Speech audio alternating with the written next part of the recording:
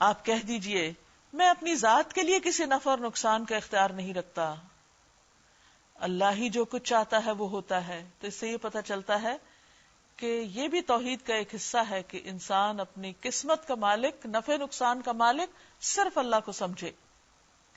اور اگر مجھے غیب کا علم ہوتا تو میں بہت سے فائدے اپنے لیے حاصل کر لیتا. یعنی نبی صلی اللہ علیہ وسلم بھی غیب کی باتوں کا علم نہیں رکھتے سوائے اس کے کہ جن کے بارے میں اللہ نے آپ کو علم دے دیا.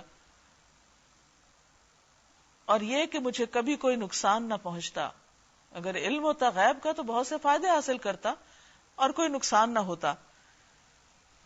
یعنی مجھے آئندہ آنے والے واقعات کا اگر پہلے سے پتہ چل جاتا تو پھر میں ان کا پہلے سے بندوبست کر لیتا.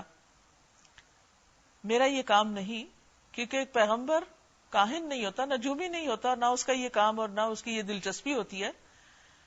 میں تو محض ایک خبردار کرنے والا اور خوشخبری سنانے والا ہوں ان لوگوں کے لیے جو میری بات مانے.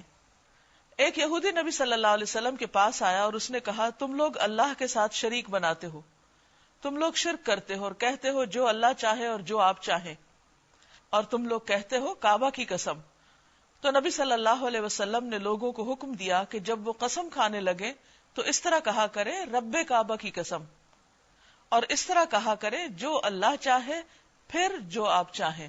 یعنی اللہ کے ساتھ کسی اور کو مشیت میں بھی شریک نہیں کرنا چاہیے. وہ اللہ ہی ہے جس نے تمہیں ایک جان سے پیدا کیا، اسی سے اس کا جوڑا بنایا تاکہ اس کے پاس سکون حاصل کرے.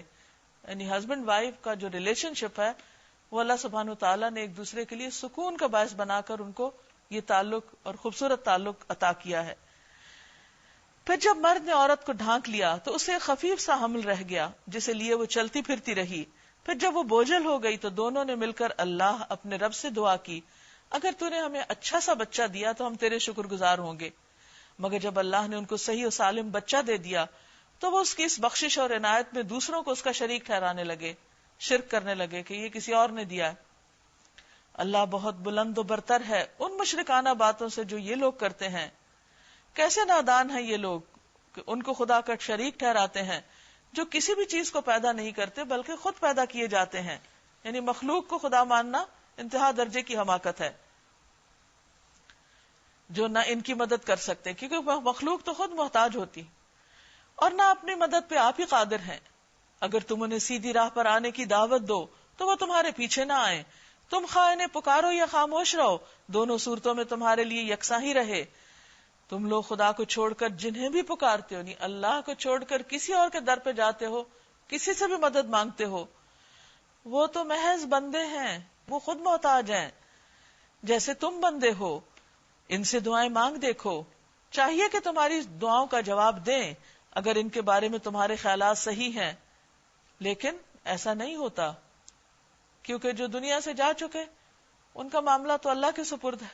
ہمیں نہیں معلوم وہ کس حال میں، ہم ان سے اچھا گمان رکھتے ہیں لیکن اصل حقیقت تو اللہ ہی کو پتا ہے. اور پھر یہ کہ ہر انسان خواہ کوئی بھی ہو وہ خود اپنی نجات اور اپنے درجات کے لیے اللہ کا محتاج ہے. تو کسی کے لیے کچھ کرنے سے پہلے تو وہ یہ دیکھے گا وہ اپنے لیے کیا کر رہا ہے یا کیا کر سکتا ہے. فرمایا کیا یہ پاؤں رکھتے ہیں کہ ان سے چلیں؟ یعنی ان کے معبود جن کے پاس یہ اپنی فریادیں لے کر آتے ہیں وہ تو چلنے پہ بھی قادر نہیں. اب کیا یہ ہاتھ رکھتے ہیں کہ اس سے پکڑیں؟ کیا یہ آنکھیں رکھتے ہیں کہ ان سے دیکھیں؟ کیا یہ کان رکھتے ہیں کہ ان سے سنیں؟